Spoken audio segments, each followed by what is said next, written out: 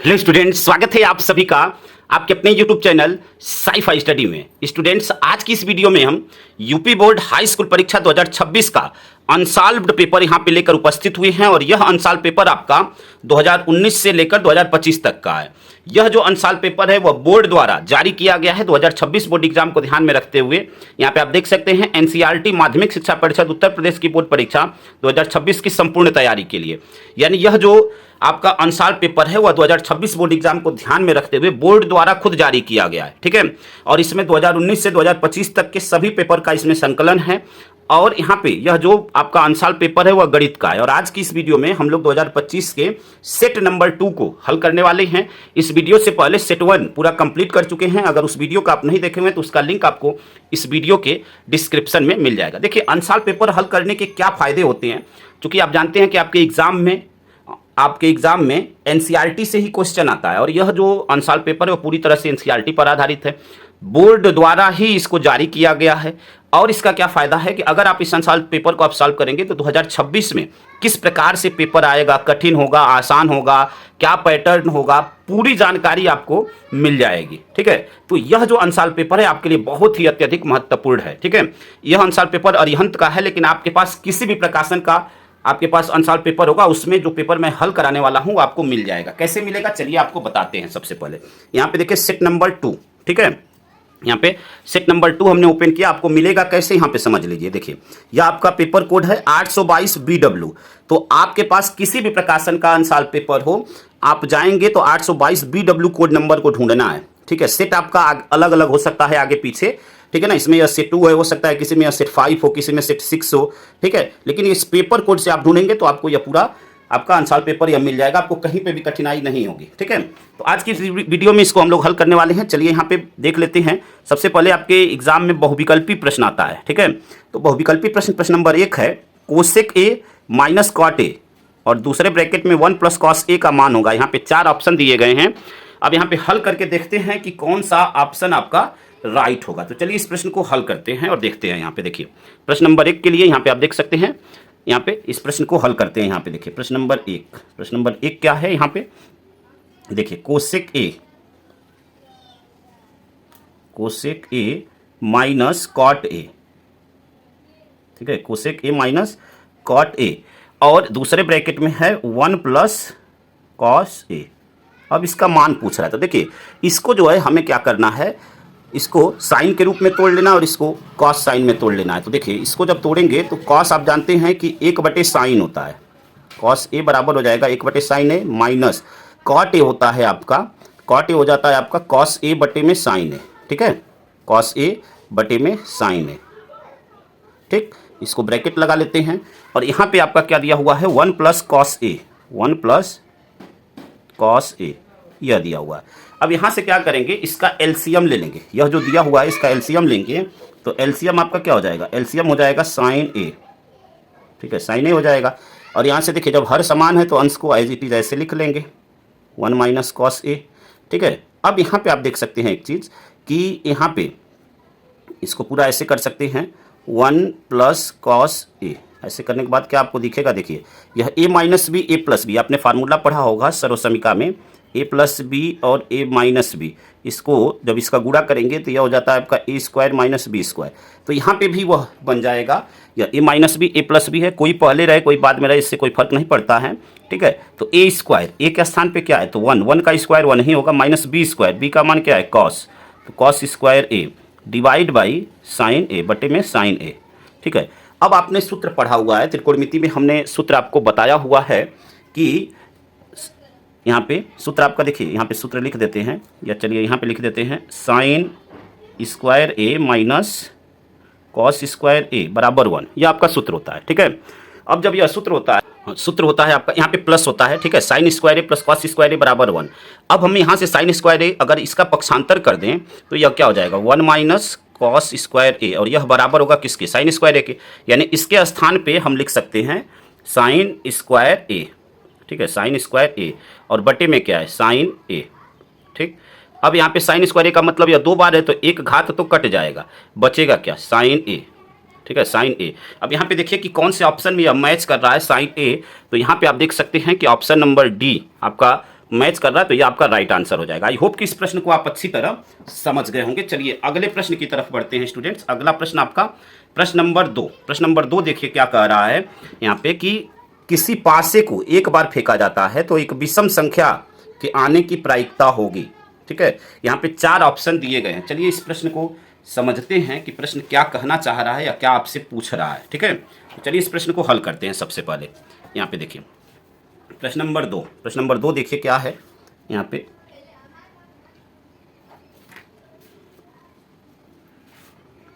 चलिए प्रश्न नंबर 2 को हल करते हैं और देखते हैं कि इसका आंसर क्या होगा। आप जानते हैं कि जो पासे में नंबर होता है वह 1 से 6 तक होता है। ठीक है ना, 1 से 6 तक, 1 2 3 4 5 और 6। और प्रश्न में बोला हुआ है कि विषम संख्या आने की प्रायिकता क्या होगी। तो विषम संख्या कौन कौन सी होगी, 1 होगा, 3 होगा और 5 होगा, यानी 3 विषम संख्याएं होंगी। अब इसकी प्रायिकता क्या हो जाएगी, इसमें जो पॉसिबल कंडीशन है वह 3। ठीक है, और कुल संभव परिणाम कितने हैं, 6। तो 3/6, इसको कट कर दीजिए, 3 एक कम 3, 3 दूनी 6, यानी 1/2। तो इसकी प्रायिकता हो जाएगी 1/2। यहाँ पे ऑप्शन में देखते हैं कि कौन से ऑप्शन में आपका आया हुआ है। तो यहाँ पे आप देख सकते हैं ऑप्शन नंबर बी में आपका 1/2 आया हुआ है, तो यह ऑप्शन आपका राइट हो जाएगा। अगले प्रश्न की तरफ बढ़ते हैं। अगला प्रश्न प्रश्न नंबर 3। प्रश्न नंबर 3 है आपका, निम्नलिखित बारंबारता बंटन का माध्यक वर्ग होगा। यहाँ पे वर्ग अंतराल और बारंबारता दी गई है और माध्यक वर्ग आपसे पूछ रहा है। तो चलिए इस प्रश्न को हल करते हैं और देखते हैं कि कौन सा ऑप्शन इसका राइट होगा। ठीक है, चलिए इस प्रश्न को हल करते हैं। इस प्रश्न को हल करने के लिए सबसे पहले हम क्या करेंगे, यहाँ पे सारणी बना लेते हैं। प्रश्न नंबर 3 के लिए किस प्रकार की सारणी बनेगी, देखिए प्रश्न में दिया हुआ था वर्ग अंतराल, तो यहाँ पे लिखेंगे वर्ग अंतराल। क्या लिखेंगे, वर्ग अंतराल। ठीक, वर्ग अंतराल के बाद आपका दिया हुआ है बारंबारता, बारंबारता, और फिर निकालते हैं संचयी बारंबारता। क्या निकालते हैं, संचयी बारंबारता। ठीक है, आपसे माध्यक वर्ग पूछा हुआ। वर्ग अंतराल आपका है 0 से 5, 0 से 5, 5 से 10। ठीक है ना, 5 से 10, फिर 10 से 15, 15 से 20 और 20 से 25, 20 से 25। बारंबारता आपका है 3 2 5 4 1, 3 2 5 4 और 1। संचयी बारंबारता देखिए कैसे निकालते हैं, समझिएगा। यहाँ पे देखिए संचयी बारंबारता के लिए यहाँ पे हमें क्या करना होता है कि पहला नंबर यही रहता है। ठीक है, अगले नंबर के लिए यह और यह दोनों जुड़ जाते हैं, यानी 3 और यह 2 5। ठीक है, अगले नंबर के लिए फिर एक एक छोड़ते जाना, यहाँ से यह दोनों जुड़ेंगे, 5 और 5 10, फिर 10 और 4 14, 14 और 1 15। ठीक है, यहाँ से आपको निकालना है। अब इन सभी को ऐड करना है, बारंबारता वाले में उसको यन नाम देते हैं। तो आप ऐड करेंगे, 3 2 5, 5 10 4 14 1 15। यह जो लास्ट वाला मान होगा उसके बराबर आना चाहिए। ठीक है, तो यह 15 आ गया। यहाँ से आपको निकालना है n/2। क्या निकालना है, n/2। एक एक स्टेप को ध्यानपूर्वक समझिए, कहीं पे भी आपको प्रॉब्लम नहीं होगी। तो n/2 का मतलब क्या हो गया कि 15/2। ठीक है ना, 15/2 आप भाग देंगे तो यह हो जाएगा 7.5। अब इसमें देखना है कि यह जो संचयी बारंबारता है, ऐसा मान जो या तो 7.5 एग्जैक्ट हो या उससे बड़ा मान जो जस्ट बड़ा हो, उस ऑप्शन को ढूंढना है। ठीक है, तो अब यहाँ पे देखिए कि जस्ट बड़ा आपका कौन सा दिख रहा है। तो आप देख रहे हैं 10 जो है जस्ट बड़ा उससे है। ठीक है, अब इस लाइन का जो वर्ग अंतराल होगा वह माध्यक वर्ग कहलाता है। इस लाइन का जो वर्ग अंतराल होगा, यानी यह जो 10 और 15, यह आपका माध्यक वर्ग होगा और यही आपका क्या हो जाएगा, आंसर हो जाएगा। यहाँ पे आप देख सकते हैं प्रश्न नंबर यहाँ पे थर्ड का ऑप्शन नंबर सी आपका राइट हो जाएगा, 10 से 15। ठीक है, अगला प्रश्न प्रश्न नंबर 4, बहुत ही आसान प्रश्न। प्रश्न नंबर 4, निम्नलिखित सारणी का बहुलक वर्ग होगा। यहाँ पे वर्ग अंतराल और बारंबारता दिया गया है। देखिए इस प्रश्न को हल करने के लिए सबसे पहले आपको बारंबारता में जाना है। बारंबारता में देखना है कि कौन सी बारंबारता जो है सबसे बड़ी होगी। तो यहाँ पे आप देख रहे हैं कि 12 जो है क्या है, सबसे बड़ा है। और इस लाइन का जो वर्ग अंतराल होगा यानी 7 और 14, यह जो है आपका बहुलक वर्ग कहलाएगा। क्या कहलाएगा, बहुलक वर्ग कहलाएगा और यही आपका आंसर हो जाएगा। बहुलक वर्ग पूछ रहा है तो 7 14। ठीक है, आपको केवल देखना है कि सबसे बड़ी बारंबारता कौन सी है, उसका वर्ग अंतराल ही उसका बहुलक वर्ग कहलाता है। ठीक है, अगला प्रश्न प्रश्न नंबर 5। प्रश्न नंबर 5 देखिए क्या है, कह रहा है कि एक बच्चे के पास एक ऐसा पासा है जिसके फलकों पर निम्नलिखित अक्षर अंकित हैं। यहाँ पे आप देख सकते हैं यह अक्षर आपका अंकित है। यदि पासे को एक बार फेंका जाता है तो ए प्राप्त होने की प्रायिकता होगी। यहाँ पे 4 ऑप्शन दिए गए हैं, ठीक है, ए प्राप्त होने की। यहाँ पे आप देख रहे हैं जो फलक आ रहे हैं तो इसमें ए कितनी बार है, 2 बार। आप देख रहे हैं ए कितनी बार है, 2 बार है। तो संभव परिणाम कितने हो गए, 2। और कुल परिणाम कितने हैं, तो कुल परिणाम आप देख सकते हैं 6। तो 2/6, इसको आप कट कर देंगे तो 2 एकम 2, 2 तिहाई 6, 1/3 आया। और कौन से ऑप्शन में 1/3 आया हुआ, तो यहाँ पे आप देख सकते हैं ऑप्शन नंबर बी में आपका 1/3 आया हुआ है। तो यह ऑप्शन आपका क्या हो जाएगा, राइट आंसर हो जाएगा। अगला प्रश्न, प्रश्न नंबर 6। प्रश्न नंबर 6 देखिए क्या है यहाँ पे।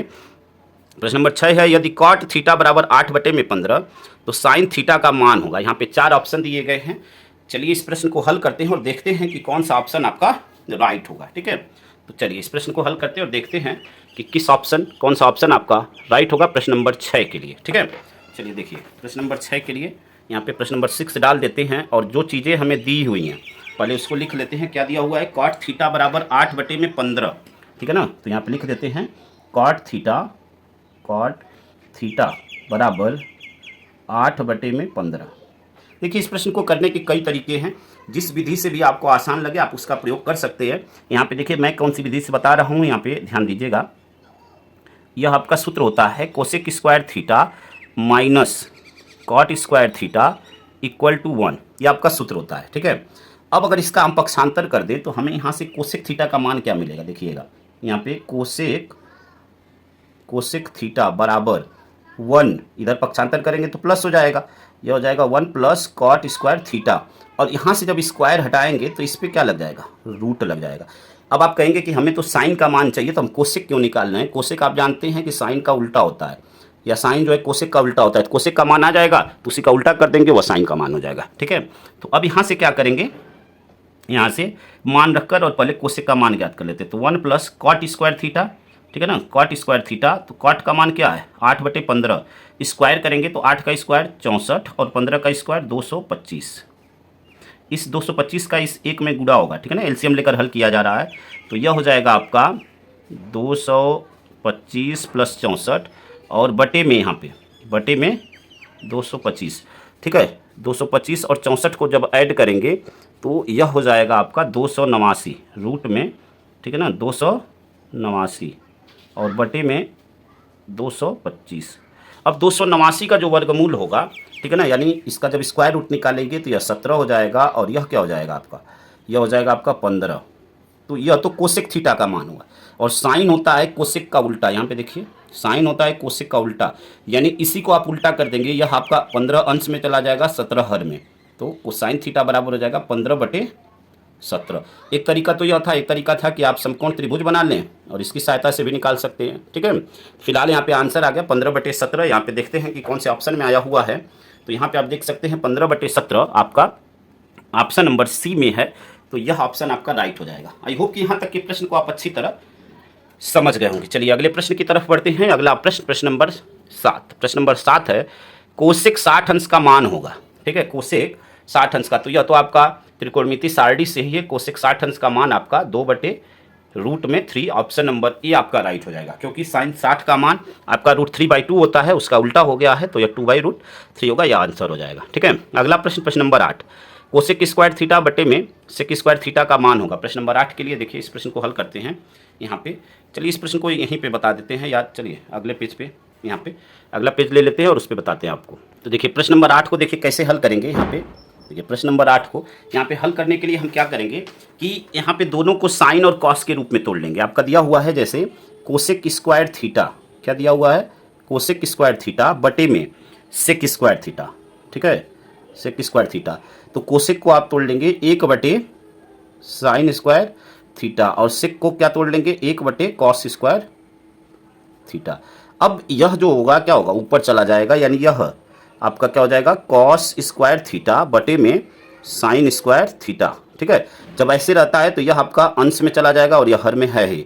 तो कॉस बटे साइन आप जानते हैं कि कॉट थीटा होता है और स्क्वायर है तो स्क्वायर, कॉट स्क्वायर थीटा इस प्रश्न के लिए आपका राइट आंसर हो जाएगा। यहाँ पे देखते हैं कि कौन से ऑप्शन में आया हुआ है कॉट स्क्वायर थीटा।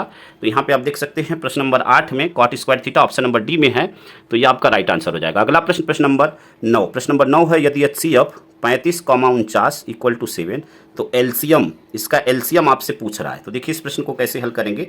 प्रश्न नंबर 9, प्रश्न नंबर 9 देखिए क्या है आपका यहाँ पे। इस प्रश्न के लिए क्या होगा, कैसे हल करेंगे, एक एक स्टेप को ध्यानपूर्वक यहाँ से समझिएगा। देखिए प्रश्न नंबर 9 आपसे बोला हुआ है कि HCF दिया हुआ है और एलसीएम पूछ रहा है। तो देखिए एलसीएम बराबर होता है आपका, एलसीएम बराबर जो भी संख्याएं दी गई हैं, यानी पहली संख्या गुणे दूसरी संख्या, 35 गुणे में 49 और बटे में आपका HCF। अगर एलसीएम पूछेगा तो बटे में HCF और HCF पूछेगा तो बटे में एलसीएम। तो यहाँ पे बटे में हो जाएगा आपका HCF। HCF का मान दिया हुआ है 7, यहाँ से कट कर दीजिए तो 7 सते 49। अब 35 में 7 का गुणा कर दीजिए, 7 बचे 35 के 5, 7 तरीके 21 और 3 24, ठीक है 245, ये आपका आंसर हो जाएगा। तो चलिए देखते हैं कि कौन से ऑप्शन में आपका 245 आया हुआ है, उस ऑप्शन को देखते हैं। तो यहाँ पे आप देख सकते हैं 245 आपका है ऑप्शन नंबर सी में, तो यह आपका राइट आंसर हो जाएगा। अगला प्रश्न, प्रश्न नंबर 10, दो संख्याएं 306 और 657 का HCF होगा। ठीक है, 4 ऑप्शन दिए गए हैं। तो चलिए इस प्रश्न को हल करते हैं और देखते हैं कि कौन सा ऑप्शन इसका राइट होगा। ठीक है, यहाँ पे प्रश्न नंबर 10, प्रश्न नंबर 10 के लिए यहाँ पे क्या करेंगे, इसको जो है HCF ज्ञात कर लेते हैं। तो 657 और 306, 657 और 306 भाग विधि से यहाँ से निकाल लेते हैं। ठीक है ना, भाग विधि से निकालते हैं तो यह क्या हो जाएगा, 2 बार जाएगा, या 2 बार में क्या हो जाएगा 612। ठीक है, माइनस करते हैं तो 7 में से 2 गया 5 और 5 में से 1 गया 4। ठीक है, फिर अब इसको डिवाइड करेंगे 306 को। ठीक, 306 को यहाँ से भाग देंगे तो देखिए यह क्या हो जाएगा आपका, कितना बार जाएगा आपका 7 बार। 7 बार में देखते हैं, 7 पचे 35 के 5, 7 चौके 28। ठीक है, 28 और 3 31, तो अधिक हो जाएगा, 6 बार ले जाएंगे, 6 पचे 30, 6 चौके 24 और 3 27। माइनस करते हैं 6 या 10 में से 7 गया, 10 में से 7 गया आपका 3। ठीक है, 10 में से 7 गया 3। अब यहाँ से क्या करेंगे, जो संख्या यहाँ पे होती है वो यहाँ पे आ जाती है। ठीक है ना, यह ध्यान रखिएगा। एक बार जाएगा यहाँ पे 36 से कम 36, 15 में से 6 गया 9।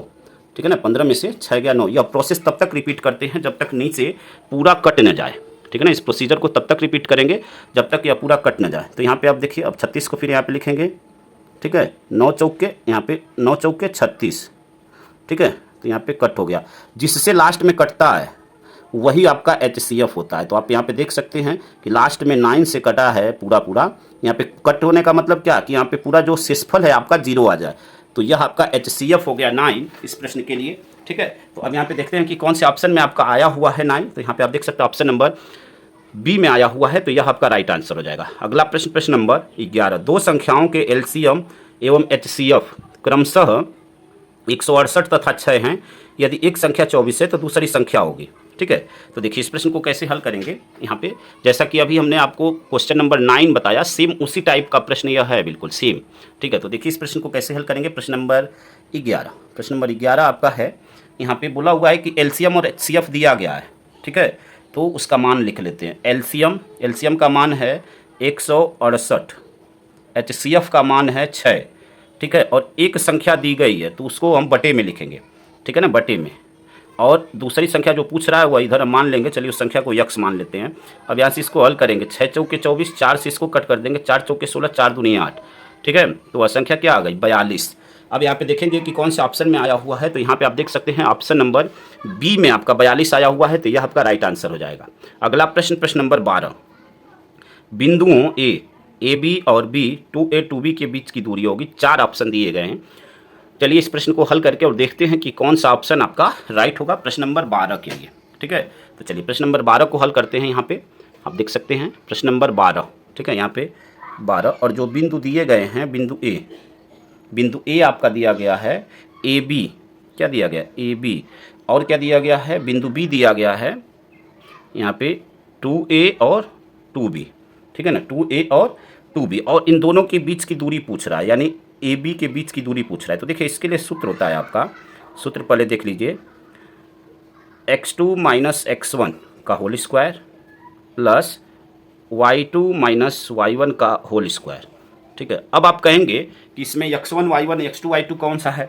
तो देखिए यह जो निर्देशांक दिए गए हैं, यह x1 है, यह y1 है, यह आपका x2 है और यह आपका y2 है। ठीक है, तो x2 का मान क्या है 2A, तो यहाँ पे रखिए 2A, x1 का मान है A। ठीक है, इसका होल स्क्वायर प्लस y2 का मान है 2B और y1 का मान है B, और इसका होल स्क्वायर, और रूट लगेगा, यह बातें ध्यान रखिएगा, रूट पूरा है, ठीक है। अब यहाँ से क्या करेंगे, 2a में से a जाएगा तो a बचेगा, यह हो जाएगा आपका a स्क्वायर, और यहाँ से 2b में से b जाएगा तो यह भी आपका हो जाएगा b स्क्वायर, यह रूट में हो जाएगा। यानी इन दोनों बिंदुओं a और b के बीच की दूरी हो जाएगी रूट में a square plus b square. यहाँ पे देखते हैं कि कौन से ऑप्शन में आया हुआ है। तो यहाँ पे आप देख सकते हैं ऑप्शन नंबर डी में आया हुआ है, यहाँ पे ऑप्शन नंबर माफी चाहेंगे, ऑप्शन नंबर ए में आया हुआ है 12 का ए, ठीक है। तो यह ऑप्शन आपका क्या हो जाएगा, राइट हो जाएगा, ठीक है। ऑप्शन नंबर ए आपका क्या हो जाएगा, राइट हो जाएगा। अगला प्रश्न, प्रश्न नंबर 13, यदि 5 सेंटीमीटर त्रिज्या वाले एक वृत्त के बिंदु पी पर स्पर्श रेखा पी क्यू केंद्र ओ से जाने वाली एक रेखा से बिंदु क्यू इस प्रकार मिलती है कि पी क्यू बराबर 12 सेंटीमीटर, तो ओ क्यू की लंबाई होगी, ठीक है ना। ओ क्यू की लंबाई आपसे पूछ रहा है। तो चलिए इस प्रश्न को हल करते हैं, प्रश्न नंबर 13 को, ठीक है ना। प्रश्न नंबर 13 को देखिएगा, प्रश्न नंबर 13 में कह क्या रहा है, पहले इस बात को समझिएगा। तो आपको यहाँ पे चित्र एक छोटा सा बना देते हैं। देखिए क्या कह रहा है, बोला हुआ है कि 5 सेंटीमीटर त्रिज्या वाले एक वृत्त के, तो चलिए पहले एक वृत्त ऐसे रफली बना लेते हैं, और हमने मान लिया कि इस वृत्त की त्रिज्या 5 सेंटीमीटर है, यह आपका 5 सेंटीमीटर है त्रिज्या, ठीक है। फिर क्या कह रहा है, फिर बोला हुआ है कि एक वृत्त के बिंदु P पर स्पर्श रेखा पी क्यू, तो यह जो है P हो गया, और यहाँ पे कोई बिंदु Q है, और यहाँ से जो है यह आपका स्पर्श रेखा हो गई पी क्यू, ठीक है। पी क्यू स्पर्श रेखा हो गई। फिर कह रहा है कि ओ से जाने वाली एक रेखा बिंदु क्यू से इस प्रकार मिलती है कि पी क्यू बराबर 12 सेंटीमीटर, यह आपका केंद्र जो है ओ है। अब यहाँ से पी क्यू बराबर 12 सेंटीमीटर कह रहा है, और इसको मिला रहा है, और ओ क्यू का आपसे मान पूछ रहा है। यहाँ पे प्रश्न में आप देख सकते हैं ओ क्यू की लंबाई पूछ रहा है। तो देखिए जो स्पर्श रेखा होती है, ठीक है, जो त्रिज्या होती है वो स्पर्श रेखा पर लंब होती है, यानी यहाँ पे 90 अंश का कोण बनाती है, और 90 अंश के सामने की भुजा आप जानते हैं कर्ण होगी, ठीक है। तो यह आपका आधार हो गया, यह लंब हो गया, और यह कर्ण हो गया, ठीक है। पाइथागोरस प्रमेय का प्रयोग करेंगे तो यहाँ से क्या हो जाएगा आपका, पाइथागोरस प्रमेय से कर्ण का वर्ग बराबर लंब का वर्ग प्लस आधार का वर्ग। तो कर्ण आपका ओ क्यू है, तो ओ क्यू बराबर यहाँ पे रूट में O P square plus P Q square. O P का मान क्या है 5, ठीक है ना, 5 का स्क्वायर, और पी क्यू का मान क्या है 12, 12 का स्क्वायर। देखिए 5 का स्क्वायर आपका 25 होता है, और 12 का स्क्वायर 144 होता है। दोनों को जोड़ देंगे आप तो यह हो जाएगा आपका 169, और 169 आपका है 13 का स्क्वायर। तो ओ क्यू का मान आ गया 13 सेंटीमीटर, ठीक है, 13 सेंटीमीटर। अब यहाँ पे देखिए कौन से ऑप्शन में आपका आया हुआ है 13 सेंटीमीटर, तो यहाँ पे आप देख सकते हैं ऑप्शन नंबर बी में आपका आया हुआ है 13 सेंटीमीटर, तो यह ऑप्शन आपका राइट हो जाएगा। अगला प्रश्न, प्रश्न नंबर 14, यदि त्रिभुज ए बी सी तथा त्रिभुज डी ई एफ में कोण बी बराबर कोण ई, तो वे त्रिभुज समरूप होंगे यदि, यहाँ पे 4 ऑप्शन दिए गए। अब इसमें बताना है कि कौन सा ऑप्शन समरूप के लिए सही होगा, ठीक है। तो यहाँ पे चलिए समझते हैं इसको, प्रश्न नंबर 14 देखिएगा, ठीक है। ध्यानपूर्वक एक एक स्टेप को समझ लीजिए, ताकि एग्जाम में अगर इसमें से प्रश्न आए तो आपको कहीं पे भी प्रॉब्लम न हो। यहाँ पे बोला हुआ है 2 त्रिभुज है, एक त्रिभुज देखिए यहाँ पे छोटा सा त्रिभुज बना देते हैं, एक त्रिभुज है ए बी सी, ठीक है। दूसरा त्रिभुज क्या है बच्चों, D E F, D E और एफ, ठीक है। उसके बाद यहाँ पे बोला हुआ है कि कोण बी और कोण ई यह दोनों आपस में बराबर हैं, ठीक है। अब देखिए जो समरूप की कंडीशन होती है कि उसकी संगत भुजाएं और संगत कोण, संगत भुजाएं अनुपातिक कोण और संगत कोण जो है आपस में क्या होते हैं, बराबर होते हैं। अब यहाँ पे अगर समरूप की हम बात करें तो जो कोण आपका आपस में समान दिया हुआ है, जैसे प्रश्न में बोला हुआ है कि कोण बी बराबर है कोण ई के, तो जो कोण समान है उससे जुड़ी हुई जो संगत भुजाएं हैं वह अनुपातिक होनी चाहिए, जो कंडीशन दिया गया उसके हिसाब से। तो यहाँ पे देखिए अगर हम इसका अनुपात दिखाएं तो ए बी बटे में इसके संगत कौन सी भुजा है, डी ई, ए बी बटे में डी ई, यह बराबर। अब देखिए यह कोण ई है, यहाँ पे बी है और कोण ई है, यह दोनों बराबर है, तो इससे जुड़ी हुई भुजा कौन सी है, बी सी है और ई एफ है। तो यहाँ पे बी सी बटे में ई एफ या एफ ई। अब यहाँ पे देखेंगे कि कौन सा ऑप्शन मैच कर रहा है, यहाँ पे कौन सा ऑप्शन आपका मैच कर रहा है इस ऑप्शन से। देखिए इस ऑप्शन से बी सी बटे में ई एफ, और ये ए बी बटे में डी ई, ए बी बटे में डी, बी सी बटे में ई एफ। यहाँ पे आप देख सकते हैं ऑप्शन नंबर बी आपका मैच कर रहा है, यहाँ पे आप देख सकते हैं। तो यह ऑप्शन आपका क्या हो जाएगा, राइट आंसर हो जाएगा option number B. I hope कि यहाँ तक के प्रश्न को आप अच्छी तरह समझ गए होंगे। चलिए अगले प्रश्न की तरफ बढ़ते हैं। अगला प्रश्न, प्रश्न नंबर 15, 7 सेमी त्रिज्या वाले एक वृत्त के एक त्रिज्यखंड का कोण 90 अंश है, त्रिज्यखंड का क्षेत्रफल होगा। यहाँ पे 4 ऑप्शन दिए गए हैं, ठीक है। तो चलिए इस प्रश्न को हल करते हैं और देखते हैं कि इसका राइट आंसर क्या होगा प्रश्न नंबर 15 के लिए, ठीक है। प्रश्न नंबर 15 यहाँ पे देखिएगा, प्रश्न नंबर 15 को, ठीक है। यहाँ पे क्या क्या बोला हुआ है आपसे, ठीक है, छोटा सा प्रश्न है, बहुत बड़ा नहीं है। आपका सूत्र होता है सबसे पहले त्रिज्यखंड के क्षेत्रफल के लिए, देखिए थीटा बटे में 360 गुणे पाई आर स्क्वायर। थीटा का मान आपसे प्रश्न में आपको दिया हुआ है 90 अंश, तो यहाँ पे रख देंगे 90 अंश बटे में 360 अंश गुणे में पाई आर स्क्वायर। ठीक है, तो पाई के रूप में आपका आंसर नहीं दिया हुआ है तो पाई का मान रखेंगे। कभी कभी पाई के रूप में दिया रहता है तो पाई का मान नहीं रखते हैं। 22/7। आर का मान आपका दिया हुआ है 7। ठीक है, तो आर स्क्वायर है तो 7 गुणे 7 लिख देंगे। एक 7 से यह 7 कट गया। ठीक है, उसके बाद 90 से इसको कट कर दिए, 4 हो गया। 22 का 7 में गुणा करेंगे तो यह हो गया 154 और बटे में 4। भाग दे दीजिए, 4 तिहाई 12, 15 में से 12 गया 3, 34, 4 और 8 32, 0.2 20, 4 5 20, यानी 38.5। और यह क्षेत्रफल है और बाकी चीज़ें सेंटीमीटर में तो सेंटीमीटर स्क्वायर। ठीक है, तो यहाँ पे देखिए कौन सा ऑप्शन आपका मैच कर रहा है। यहाँ पे option number C 38.5 centimetre square, यह ऑप्शन आपका राइट हो जाएगा। आई होप कि यहाँ तक के प्रश्न को आप अच्छी तरह समझ गए होंगे। अगला प्रश्न, प्रश्न नंबर 16। एक खिलौना 4 सेमी त्रिज्या वाले एक शंकु के आकार का है जो उसी त्रिज्या वाले एक अर्धगोले पर अध्यारोपित है। यदि शंकु की तिर्यक ऊंचाई 12 सेमी है तो खिलौने का संपूर्ण पृष्ठ क्षेत्रफल होगा। ठीक है, तो यहाँ पे देखिए प्रश्न क्या, जो प्रश्न है कुछ जगह अलग अलग तरीके से पूछा हुआ है। अगर तिर्यक ऊंचाई होगी, ठीक है, अगर यह तिर्यक ऊंचाई, कहीं कहीं इसको ऊंचाई माना हुआ है, ठीक है ना, तो आप ध्यान दीजिएगा। अगर इसको आप ऊंचाई लेंगे तब तो आपका ऑप्शन यह राइट होगा, अगर तिर्यक ऊंचाई लेंगे तब आपका यह ऑप्शन राइट होगा। ठीक है, तो फिलहाल जो दिया हुआ है उसके हिसाब से ही मैं सॉल्व कर रहा हूँ। अगर कहीं पे आपको यह ऑप्शन दिखे तो आपको कन्फ्यूज़ नहीं होना है। अगर यह ऑप्शन होगा तो यह तिर्यक ऊंचाई न होकर यह ऊंचाई होगी। ठीक है, ध्यान दीजिएगा। चलिए इस प्रश्न को हल करते हैं और देखते हैं कि कौन सा ऑप्शन आपका राइट है। चलिए यहाँ पे हल करते हैं अगले पेज पे। देखिए कैसे हल करेंगे इस प्रश्न को, समझिएगा ध्यानपूर्वक। यहाँ पे प्रश्न नंबर 16 प्रश्न में कह रहा है, ठीक है ना, देखिए बोला हुआ है कि एक खिलौना 4 सेंटीमीटर त्रिज्या वाले एक शंकु के आकार का है। ठीक है ना, एक शंकु के आकार का है और उसी त्रिज्या वाले एक अर्धगोले पर अध्यारोपित है। एक छोटा सा फिगर बनाते हैं आपको ताकि बेहतर समझ में आ सके। यह आपका अर्धगोला है, ठीक है, और इसी के ऊपर जो है शंकु, अध्यारोपित का मतलब कि इसी के ऊपर रखा गया है। ठीक, और इसकी जो त्रिज्या है, यानी अगर हम इसकी त्रिज्या की बात करें तो यह आपका 4 सेंटीमीटर दिया हुआ है। शंकु का भी है यह त्रिज्या और अर्धगोले का भी है। ठीक है, अब यहाँ से पूछा हुआ है कि यह जो फिगर बन रहा है इसका संपूर्ण पृष्ठीय क्षेत्रफल क्या होगा। ठीक है ना, तो यहाँ पे देखिए हम लोग यहाँ पे क्या क्या दिया गया है। यल का मान दिया गया है, यानी तिर्यक ऊंचाई दिया गया है 12 सेंटीमीटर। ठीक है, त्रिज्या आर दिया हुआ है 4 सेंटीमीटर। ठीक, और यहाँ पे अब देखिए संपूर्ण पृष्ठीय क्षेत्रफल पूछा हुआ है, तो संपूर्ण पृष्ठीय क्षेत्रफल के लिए शंकु का पृष्ठीय क्षेत्रफल क्या होगा, पाई आर यल, और यहाँ पे अर्धगोले का पृष्ठीय क्षेत्रफल क्या होगा, 2 पाई आर स्क्वायर। अब इन दोनों की वैल्यू को रखकर और ऐड कर लेना है, जो आएगा वही आंसर हो जाएगा। ठीक है ना, ऐड कर लेना है। देखिए पाई आपके आंसर में आया हुआ है तो पाई का मान रखना नहीं है, यह बातें ध्यान दीजिएगा। यहाँ से आप एक चीज़ कर सकते हैं कि पाई आर को कॉमन ले सकते हैं। ठीक है, पाई आर को कॉमन लेंगे तो यह यल और यहाँ पे हो जाएगा 2r। ठीक है ना, देखिए यहाँ से पाई बाहर हो गया और r बाहर हो गया तो 2r बचा। अब यहाँ से मान रख दीजिए, पाई ऐसे ही रहेगा। r का मान दिया हुआ है यहाँ पे 4, यल का मान है आपका 12 प्लस 2 और r का मान है 4। ठीक है, सॉल्व कर लीजिए। पाई यहाँ पे 4, यह हो जाएगा आपका 12 और प्लस 4 दूनी 8, 12 8 20, तो पाई और 4 गुणे 20, 20 चौक के 80, 80 पाई। और यह क्षेत्रफल है और सेंटीमीटर में है सभी, तो सेंटीमीटर स्क्वायर। ठीक है, तो यहाँ पे जब इस हिसाब से आप कैलकुलेट करेंगे तो ये आपका 80 आंसर आएगा, 80 पाई। और इसको जब अगर आप, ठीक है ना, इसको अगर आप ऊंचाई लेंगे तो उस समय ये वाला आंसर आपका आएगा। ठीक है, ध्यान रखिएगा एक बात, अगर इसको ऊंचाई लेंगे तो यह ऑप्शन आएगा और तिर्यक ऊंचाई लेंगे तो यह ऑप्शन आएगा। आपको कन्फ्यूज नहीं होना है इस प्रश्न में। ठीक है, चलिए अगला प्रश्न, प्रश्न नंबर 17। द्विघात बहुपद x² + 7x + 12 के शून्यांक होंगे।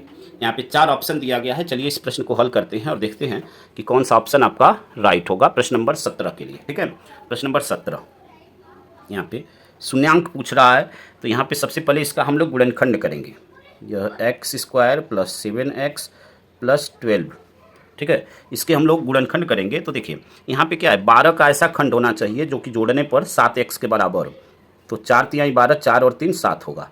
आई होप कि आपको गुणनखंड आता ही होगा।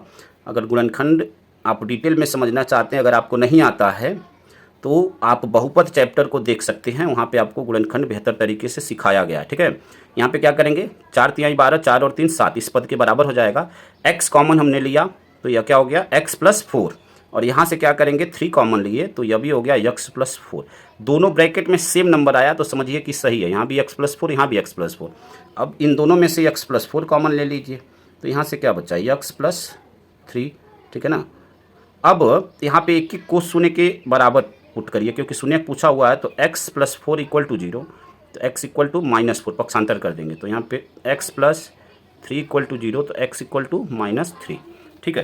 तो यह इसके क्या हो गए, शून्य हो गए -4, -3, ठीक है। -4, -3 ऑप्शन नंबर ए में मैच कर रहा है, तो यह ऑप्शन आपका क्या हो जाएगा, राइट हो जाएगा। आई होप कि यहाँ तक के प्रश्न को आप अच्छी तरह समझ गए होंगे। चलिए आगे के प्रश्न को देखते हैं स्टूडेंट्स। अगला प्रश्न आपका प्रश्न नंबर 18। यहाँ पे रैखिक समीकरण युग्म x + y = 14 x - y = 2 का हल होगा। तो चलिए इस प्रश्न को देखते हैं कि इसका हल क्या होगा। प्रश्न नंबर 18, ठीक है ना, प्रश्न नंबर 18। प्रश्न नंबर 18 को हल करके और देखते हैं कि इसका कौन सा ऑप्शन आपका राइट होगा, ठीक है। देखिए 18 के लिए यहाँ पे 18 में क्या बोला हुआ है, x + y, दो समीकरण दिए गए हैं, x + y = 14 और x - y = 2। इन दोनों समीकरण को जोड़ दीजिए, तो जोड़िए तो y से y कट जाएगा क्योंकि यह प्लस माइनस में है। यह दोनों ऐड होंगे तो 2x हो जाएगा, 14 और 2 16 हो जाएगा। x = क्या हो जाएगा, 2 को जब इधर भेजेंगे तो कट कर देंगे तो 8 आ जाएगा। x का मान क्या आया, 8 आया, ठीक है। x का मान 8 आया। अब यही मान इन दोनों समीकरण में से किसी में रख दीजिए। चलिए एक में रखिए, तो एक में 8 + y = 14 पक्षांतर कर दीजिए, y = 14 - 8 तो क्या हो जाएगा 6, y बराबर क्या आ गया 6 आ गया। तो 8 और 6 यह आपके ऑप्शन होंगे, ठीक है ना। 8 और 6 किस में आया हुआ है, तो यहाँ पे आप देख सकते हैं कि ऑप्शन नंबर बी में x का मान 8 और y का मान 6 है, तो यह ऑप्शन आपका राइट हो जाएगा। अगला प्रश्न, प्रश्न नंबर 19। प्रश्न नंबर 19 है, यदि द्विघात समीकरण kx² + 2√6x + 3 = 0 के मूल समान है तो k का मान होगा। यहाँ पे 4 ऑप्शन दिए गए हैं, ठीक है। मूल समान है, यह कंडीशन दी गई है। तो चलिए इस प्रश्न को हल करते हैं। देखिए प्रश्न नंबर 19, प्रश्न नंबर 19 क्या है समझिएगा ध्यान से, ठीक है। यहाँ पे समीकरण आपका दिया गया है, द्विघात समीकरण kx² + 2√6x + 3 = 0। सबसे पहले इसकी तुलना हम लोग करेंगे, किससे करेंगे, जो मानक द्विघात समीकरण है उससे, ax² + bx + c = 0 से। तो a के स्थान पे क्या, देखिए x² से x² कट जाएगा, a के स्थान पे क्या मिलेगा हमें, तो आप कहेंगे कि a के स्थान पे k मिल रहा है, b के स्थान पे क्या मिल रहा है, तो 2√6 मिल रहा है, x से x कटेगा, b के स्थान पे 2√6, c के स्थान पे क्या मिला है 3, ठीक है। अब जब मूल समान है तो उसके लिए कंडीशन क्या होती है, उसके लिए b² - 4ac = 0, यह आपका सूत्र होता है। यहाँ से मान रखिए b का मान 2 और रूट में 6 इसका स्क्वायर -4, a का मान है k और c का मान है 3, इतना बराबर 0, ठीक है। इसका जब आप सॉल्व करेंगे तो 2 का स्क्वायर 4 और रूट का जब स्क्वायर करेंगे तो रूट हट जाएगा, तो 4 ये हो जाएगा स्क्वायर करने के बाद, और 4 × 6 = 24, तो ये हो जाएगा 24 - 4 × 3 = 12 k = 0 पक्षांतर कर दीजिए, तो यह 12 के बराबर यह क्या हो जाएगा -24, और यह -12 है तो माइनस माइनस प्लस, 12 को उधर भेजेंगे तो बटे में जाएगा, यानी k बराबर क्या आ गया 2। और आपसे k का मान ही पूछ रहा था, ठीक है, k का मान ही पूछ रहा था। तो यहाँ पे आप देख सकते हैं कि कौन से ऑप्शन में आपका 2 आया हुआ है, तो यहाँ पे आप देख सकते हैं ऑप्शन नंबर सी में आपका 2 आया हुआ है, तो यह ऑप्शन आपका राइट हो जाएगा। अगला प्रश्न, प्रश्न नंबर 20 और बहुविकल्पी का अंतिम प्रश्न, प्रश्न नंबर 20 है, एपी मतलब अर्थमेटिक प्रोग्रेशन, समांतर श्रेणी जिसे हिंदी में कहेंगे, -6, -4, -2 डैश डैश डैश का 7वां पद होगा। 4 ऑप्शन दिए गए हैं। चलिए इस प्रश्न को हल करते हैं, ऑब्जेक्टिव के अंतिम प्रश्न को, प्रश्न नंबर 20 को हल करते हैं और देखते हैं कि कौन सा ऑप्शन इसका राइट होगा, ठीक है। प्रश्न नंबर 20 में देखिए जो श्रेणी दी गई है वह है -6, -4, -2 डैश डैश डैश। सबसे पहले प्रथम पद, तो प्रथम पद यह आपका जो पहला पद होता है यह प्रथम पद कहलाता है। तो प्रथम पद हो गया -6, उसके बाद आपका आता है डी, जिसे सार्वंतर कहते हैं। डी के लिए अगले पद में से उसके पीछे वाले पद को माइनस कर देते हैं, यानी -4 -6, इसको सॉल्व करेंगे तो -4 माइनस माइनस मिलकर प्लस हो जाता है, तो 6 में से 4 गया 2, डी का मान आ गया 2। अब आपसे 7वां पद पूछा हुआ है, तो देखिए यह जो होता है पहला पद जिसे ए से प्रदर्शित करते हैं, इसको किससे प्रदर्शित करते हैं, यहाँ पे लिख देते हैं ए, यह होता है आपका a + d, फिर यह होता है a + 2d। 7वां पद के लिए आप देख रहे हैं कि प्रत्येक में d का जो मान है जस्ट उससे एक कम है। अगर तीसरे पद की बात करें तो 3 से एक कम 2 है। 7वें पद के लिए क्या हो जाएगा a + 6d, ठीक है ना, 7 से कम यानी 6D। ठीक है, अब यहाँ से मान रखेंगे, यह श्रेणी का सीक्वेंस होता है ए प्लस डी, ए प्लस 2D, ए प्लस 3D, ए प्लस 4D, आपको अगला पद मिलता चला जाएगा। ठीक है, तो यहाँ पे मान रखेंगे तो मान आपका क्या हो जाएगा, -6 प्लस 6 मल्टीप्लाई 2, यहाँ पे सॉल्व कर लेंगे तो -6 और 6 दूनी 12, तो 12 में से 6 गया, 6 हो गया, तो यही आपका क्या हो जाएगा, आंसर हो जाएगा इस प्रश्न के लिए। ठीक है, तो चलिए इसके आंसर को देखते हैं। यहाँ पे आप देख सकते हैं कि इसका जो आंसर आया है आपका 6 आया है, तो यही ऑप्शन आपका क्या हो जाएगा, राइट हो जाएगा। आई होप कि यहाँ तक के प्रश्नों को आप अच्छी तरह समझ गए होंगे स्टूडेंट्स। यहाँ के बाद आप देख सकते हैं कि सभी प्रश्न आपके वर्णनात्मक चालू हो रहे हैं और यह यहाँ तक पूरा बहुविकल्पी हम लोगों ने कंप्लीट किया। अगर एक पार्ट में सभी प्रश्नों को करेंगे तो वीडियो आपका काफ़ी लंबा हो जाता है। ठीक है, तो बाकी के जो वर्णनात्मक प्रश्न हैं, ठीक है, 50 मार्क्स के, जिसको हम लोग अगले पार्ट में कंप्लीट करेंगे। ठीक है, तो इस वीडियो में इतना ही। आई होप कि मेरी बात को आप समझ गए होंगे और आई होप कि प्रत्येक प्रश्न आपको अच्छी तरह समझ में आया होगा। स्टूडेंट्स, अगर वीडियो आपको अच्छा लगा है तो वीडियो को लाइक शेयर कमेंट करें। चैनल पे नए हैं तो चैनल को जरूर सब्सक्राइब करें और वीडियो को अपने दोस्तों तक जरूर शेयर करें। धन्यवाद। जय हिंद, जय भारत, वंदे मातरम।